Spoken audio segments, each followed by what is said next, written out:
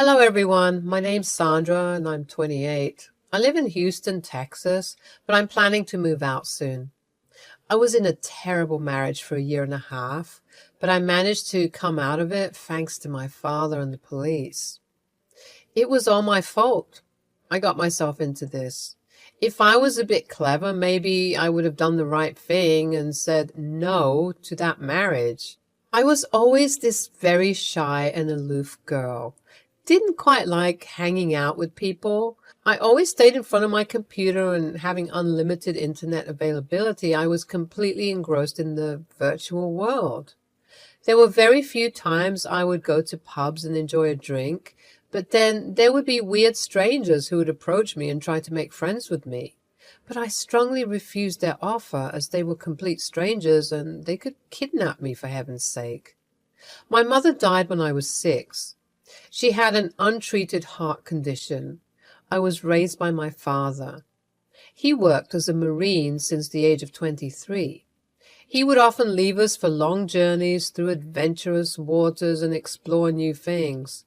I missed him a lot during those times. He would send letters to my mother and even try to call her whenever there was an opportunity. When my mom died, he came back. He saw me crying like crazy beside the casket. He picked me up and tried his very best to console me. "Hey, my little girl, miss me? Wow, you have grown so much." "Papa, Hey now, Dove, it's all right. Now that Daddy's here, you'll be all right, I promise, okay?" I still kept crying in his arms, clutching his uniform. My dad slowly patted my back and kept humming my favorite lullaby until I finally fell asleep. That night I saw him sitting alone on the couch drinking. He looked pale and sad. He kept muttering something to himself and then muffled his face on the cushion and started crying. That was the second time I saw him cry. The first was when I fell from the slide and hurt myself. Maybe he blamed himself for all the things that happened. He took a break for 2 months before leaving for work again. Before doing so, he left me with my grandmother, who took care of me while he was away. "Be nice to Granny, okay? She's here for you. You will be a good girl and help her out." And you?" "I'll come back soon, my dove. I told Granny to teach you to bake your favorite sweets and your favorite dishes. You will learn from her well, won't you?" "Yes, Dad, I will." "Next time I come back, I would love to try out your dishes." "Now I must go. My car's waiting. You take care of yourself, honey." He left. I knew he would be returning after 6 months or so. He would often send me gifts and small souvenirs from the places he had visited. I would mostly stay indoors and help Grandma out with her chores. I avoided playing with kids. I didn't like to. As I grew up, I became more and more dependent on the comfort of my room. My dad eventually sent me back to our old home. I hated going to college. I hated interacting with people. The internet gave me more confidence than the outside world could ever do, each with its own stories waiting to be discovered. It's both thrilling and comforting to talk to people whom I'll probably never meet in person. I can share my thoughts, feelings, and interests with them, knowing that they won't judge me for being an introvert. In this vast sea of connections, I've found friends who truly understand me. Through the screen, I've met people from different cultures, backgrounds, and experiences. It's fascinating to learn about their lives and to realize how similar we all are, despite our differences. The internet has become a bridge that spans across continents, bringing us together in ways that were once unimaginable. There, I met a guy named Ricky. He was a streamer, at least that's what he told me. He first started with chat, and then it went ahead with video calls. I often hid my identity by wearing a Batman mask, and he would put a scarf around his face and wear a beanie. "Hi, Sandra. It's great to see you, finally." "Hello, Rick. Nice to meet you. Virtually." "Likewise. So, how are you doing today? How many people did you chat with in total?" "Oh, I'm doing fine. Just a bit nervous, to be honest. You?" "That's completely normal, but trust me, I don't bite. I'm as awkward as you are. After all, it's our first proper conversation. So, Rick, tell me more about you. How did you end up on this online platform? Well, I love meeting new people and exploring different perspectives. I tend to stay at home more often than I should, and this online community seemed like a perfect opportunity to do just that. How about you? Well, I'm a typical introvert, so I find it a bit challenging to socialize in traditional settings. Online platforms provide a sense of comfort and allow me to open up a bit more. I completely understand.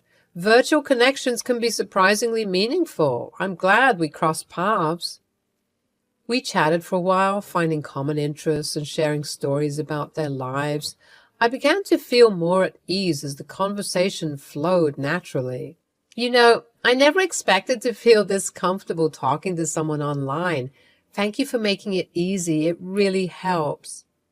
The feeling's mutual, Sandra. You're a great conversationalist, and I'm glad we connected. If you ever want to chat again, just let me know. I'm mostly online playing Mario. Oh, forgot to ask, do you game? I'd love that, Rick. By the way, no, I mostly blog and scroll through Reddit. There are some awesome kinds of stuff you can find there. I feel like I get to learn from other people's stories than from real-life examples. Haha, true. I feel like our own lives can be such a bummer sometimes. It's fascinating to get to know others. Like, look at me. I trust my online friends more than the ones who exist in my life. The best thing about virtual stuff is that you don't have to feel obliged to keep in contact. You can take it or leave it. Your choice. As the conversation continued, Ricky and I built a genuine connection despite being virtual strangers. Our shared understanding and open-mindedness create a sense of friendship that transcends the screen. I'm not sure where this journey will lead me, but one thing is certain: my online experiences have shaped who I am.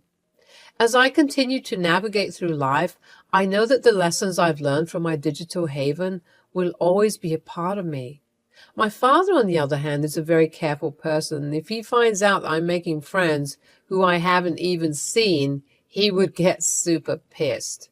The last time he came to me, he sat me down and ended up lecturing me during dinner. How are your studies, Dove? Dad, I've graduated. Well, you wouldn't know. You didn't come. Oh, Sandra, bad, I was extremely busy, and I was sorry then and sorry now. I even emailed you saying I would be there for your birthday. Tomorrow is my pumpkin's birthday. Stop calling me names. I'm no longer 6, Well, to me, you will always be my little Dove. Anyways, what have you planned for the future? Are you thinking of working? I don't know. What do you mean, I don't know? What are your friends doing currently?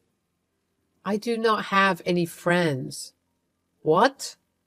Look, dear, I haven't shifted you to your mom's house so that you can stay home and not socialize with the world. There are so many things you're missing out on. So many people you won't be able to meet if you don't step out, honey. That's the problem, Dad. I don't know how to. But I'll try. I do make friends, but they are online. Online? Sandra, that's the worst platform to make friends. Oh, Jesus. Okay, well, fine. How about we go out today? A little bit of shopping, just you and me. I haven't been out at all recently. I don't know if I can or... Absolutely you can, Sandra. You have to try. This is not a healthy way of living. I understand ever since Marissa died, you have become... Why are you bringing Mom into this? What are you trying to suggest? I am not suggesting anything, honey. I'm just saying that there are ways to move on from grievances. As much as we both love your mom, we must learn to move on. I don't know why, but I got very angry. I slammed the table and stood up. I didn't even want to finish my food. I took my plates towards the sink. Sandra, do not give your father that attitude, please. I was trying to help you. Why don't you understand? You don't know anything about me, so don't even try to. I was so angry. I went online to find Rick. In the beginning, Ricky seemed like a nice person, understanding and willing to listen. I appreciated having someone to talk to, especially about the frustration that had been building up within me. Being an introvert, I always found comfort and solace in the familiarity of my home and the company of my computer screen. While others ventured out into the world, I preferred the safety of my virtual haven where I could be myself without the pressure of face-to-face interactions. My father had been pushing me more often lately, ever since I told him that I spend most of my life online. I knew this would happen. He wouldn't understand. He believed that staying confined within the walls of my room would hinder my growth and personal development. He wanted me to experience life outside my comfort zone, and that thought terrified me. I would vent my frustrations to Ricky, hoping he would understand my predicament. Hey, Sandra, do you want to meet up? I mean, we both are introverts, so we can meet up someplace that is quiet with not many people. I know a place like that. I don't know. I feel like it's really sudden. I need time to think. I just wanted to tell you whatever was going on. All right, no worries. I can wait. Whenever you feel like it, you can always drop by. Here, take my address. You're always welcome. Why are you being so nice to me? I'm a stranger, am I not? Because I like you. Like me? Are you serious? Yes. I know it sounds strange from my mouth, but I want to get to know you. And if you ever feel the same, you know where to meet me. It was a big deal for me stepping outside the world. My heart pounded with both excitement and nerves as I stood outside Rick's home. Finally, ready to meet the person I had been talking to online for the past month. He surprisingly lived very close to me, like a 20-minute drive or so. I took a deep breath, gathering my courage before knocking on the weathered wooden door. It creaked open, revealing Rick with a warm smile that instantly eased my apprehension. He was quite a charming young man.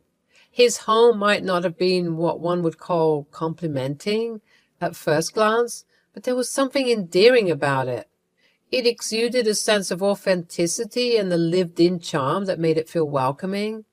As I stepped inside, I couldn't help but notice the small details that revealed a lot about Ricky's character. The bookshelves filled with well-loved classics, the stack of board games, his computer setup, etc. Welcome to my humble abode. Your gracious presence was much needed, my fair master.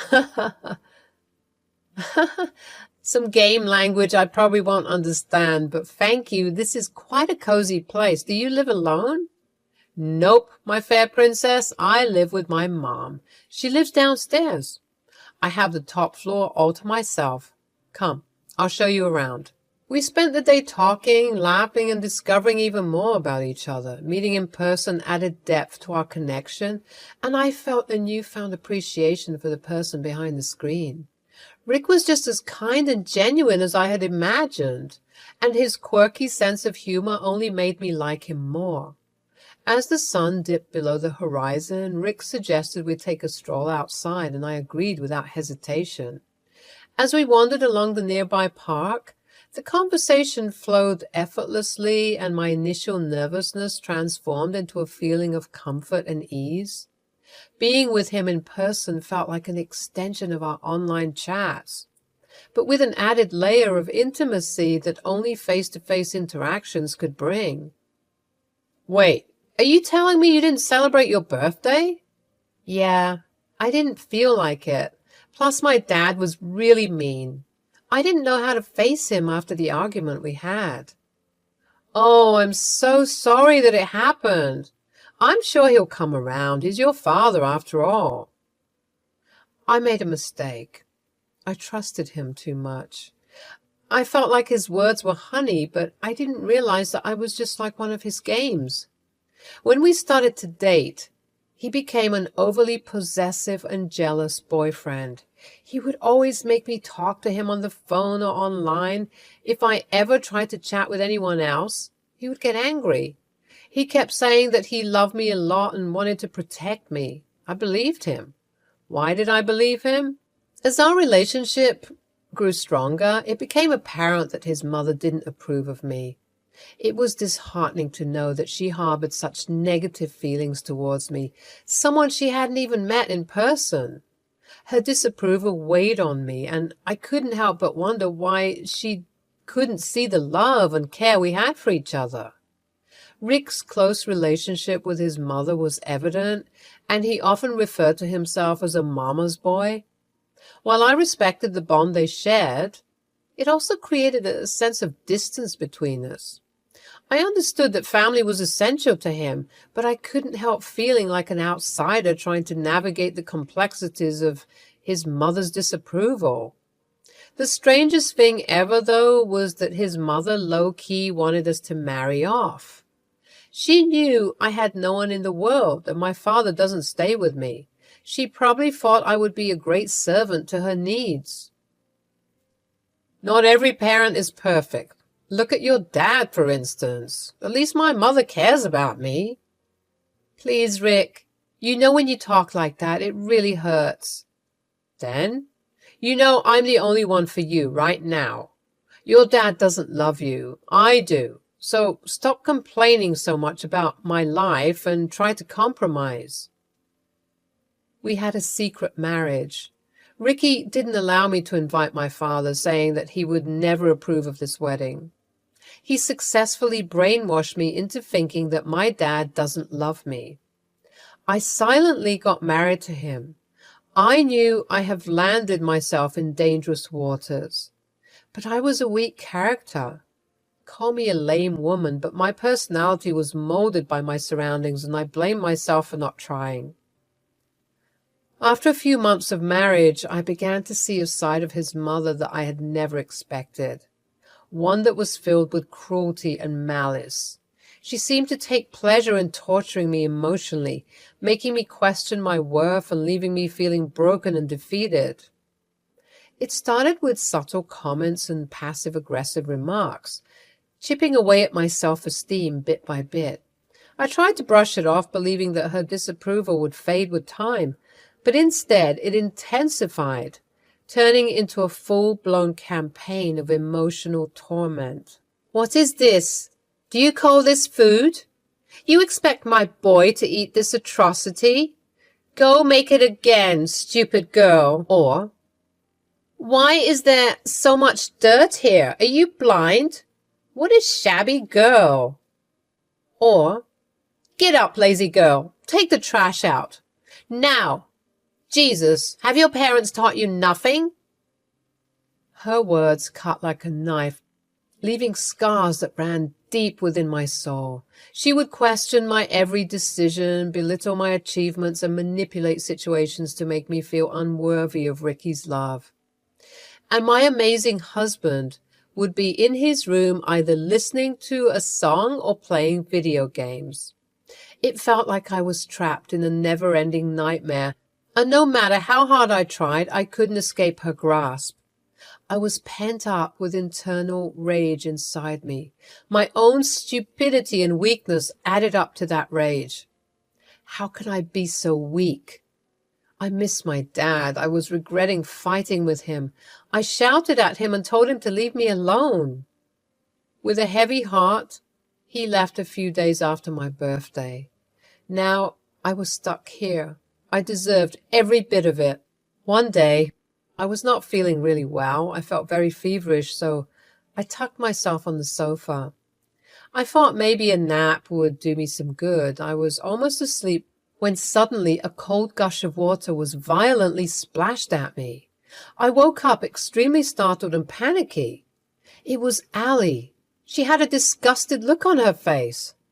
What the hell are you doing sleeping on our couch? Did you go get our groceries as ordered? I stayed silent. Oh, I see. You want your old mother-in-law to do all the dirty work while you laze around, you devil. She slapped my face and started calling out Ricky's name. I couldn't take it anymore. I lashed out. I am not doing anything for you or your useless son. I've had enough of your bullshit. Go find someone else to bother. I can't and I won't. I didn't get a single respect from this family, and I don't care anymore. I was about to leave when something blunt fell on the back of my head. I blacked out. When I woke up, I saw myself in a semi-dark room. There was a small bulb lit at the center of the room. My head was hurting. I tried to get up on my feet, but I wobbled and fell down again. It was hurting everywhere. Where was I? I could hear muffled sounds from somewhere. It grew louder as it approached me. I tried to crawl toward the sound and found a metal door with a small window. I took its support to get up on my feet. It latched open and I saw Ricky grinning at me. Oh, is my wife scared of the dark? What is this, Ricky? Please, get me out of here. This is not funny. Shut up. This is exactly what you get for raising your voice at my mother. Now, I will make sure you never see the day ever again. Please, Ricky. I'm sorry. I'll do anything. I promise I won't complain. Please let me out. I beg you. Not so soon, Buttercup. If you behave, I might think of releasing you. For now, this would be your little cave. It's not like you like going out anyways, and besides, who do you have? Your mom is dead. Your dad doesn't love you. You're nothing but a forgotten soul. My house gave you a chance to start over, but you wasted it. I'll make up for it. I really didn't mean to, Ricky. Please let me out. I don't like being in the dark. Oh, Daddy's little girl, aren't you? How about you scream his name? He would magically appear somehow and rescue his little princess. Ha ha ha ha. He shut the window and went away. As I sat in the cold, dark basement, fear and anger coursed through my veins. How did things escalate to this point? All I had done was refuse to follow my mother-in-law's unreasonable orders, and now I was paying the price for standing up for myself. As I reached my pockets, I felt my phone. It was broken and shattered. I lost all hope. But wait, there was a faint blinking of the screen. I could still call my dad. The screen was really faded, but I knew my dad's number by heart. With trembling hands, tears streaming down my face, I dialed his number. My voice shook as I told him what had happened, hoping against hope that he could somehow save me from this nightmare. 2 days later, when I was half dead and despair threatened to consume me entirely, I heard a car pull up outside the house. My heart pounded in my chest as I strained to hear the sound of the footsteps coming down the stairs. When the door swung open, revealing my father standing tall and unwavering, a mix of relief and disbelief washed over me. I couldn't believe he had dropped everything and rushed to my aid. He brought a few cops along with him. Rick and Allie were immediately arrested. They were trying their best to lie, but were in vain. You have no idea what you both have waiting at court, you psychopaths. What have you done to my little girl? Sir, we are truly sorry. We meant no harm. I was thinking of releasing her today, I swear. And who are you to decide the punishment for my daughter? You look like something out of a sewer, pathetic little scumbag. Okay, come on, Sandra. Let's go. As my dad escorted me out of that dark basement, I felt a newfound sense of courage and determination. The ordeal was far from easy, but it had shown me that I could face challenges head-on with the unwavering support of my Marine dad by my side. From that day forward, I vowed to stand up for myself and never let anyone take away my voice. I just hope Ricky and his mom rot in jail. I'm planning to move to New Orleans with my dad. Texas was not safe for me anymore. And yeah, I will make sure not to ever rely on online strangers anymore. Lesson learned.